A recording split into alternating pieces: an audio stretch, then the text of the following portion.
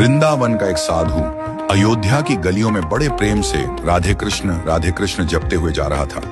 तभी अयोध्या का एक साधु वहां से गुजरा।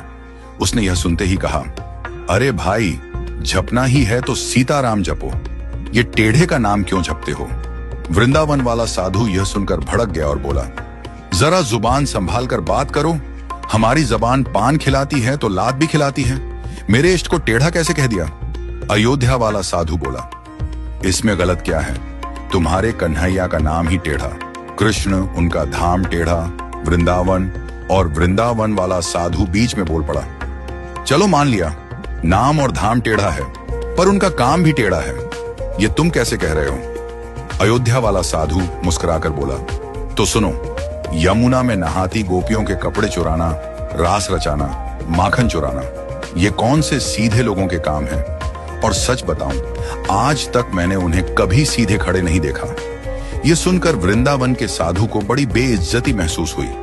वह सीधा बिहारी जी के मंदिर पहुंचा, अपना डंडा और डोरियां पटक कर बोला, इतने सालों तक खूब उल्लू बनाया लाला तुमने, ये लो अपनी लखुटी कमरियां और सोटी भी। अब हम तो चले अयोध्या, राम जी की शरण में। बिहारी जी मंद मंद मुस्कुराते हुए उसके पीछे पीछे आए, उसकी बांह पकड़कर बोले, अरे भाई, लगता है किसी ने तुझे गलत भड़का दिया है, पर अगर जाना है तो तेरी मर्जी, बस इतना तो बता दे कि राम जी सीधे और मैं टेढ़ा क्यों? इतना कहकर बिहारी जी कुएं की तरफ नहाने चल दिए।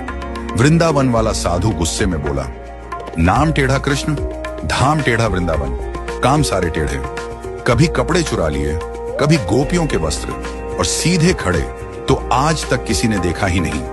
अपनी सारी भड़ास वह वहीं निकाल बैठा। बिहारी जी मुस्कुराते रहे और चुपके से अपनी बाल्टी कुएं में गिरा दी। फिर बोले, अच्छा तू जा, लेकिन जरा मदद तो कर, सरिया ला कर दे ताकि मैं अपनी बाल्टी निकाल लूं। साधु सरिया ले आया। श्री कृष्ण ने उससे बाल्टी निकालने की कोशिश की, पर सफल न हो सके। साधु हंसकर बोला, अरे इतनी अकड़ नहीं है क्या? सीधे सरिये से भला बाल्टी कैसे निकलेगी? जरा सरिये को टेढ़ा कर फिर देख, एक बार में बाल्टी निकल आएगी। बिहारी जी मुस्कुराकर बोले, देखा, जब सीधेपन से एक छोटे से कुएं से एक छोटी सी बाल्टी नहीं निकल पा रही, तो सोच, इतने बड़े भवसागर से तुम्हें कैसे पार लगाऊंगा? आज का इंसान तो पापों के इस गहरे सागर में डूबा है, और उसे निकाल पाना मेरे जैसे टेढ़े के ही बस की बात है।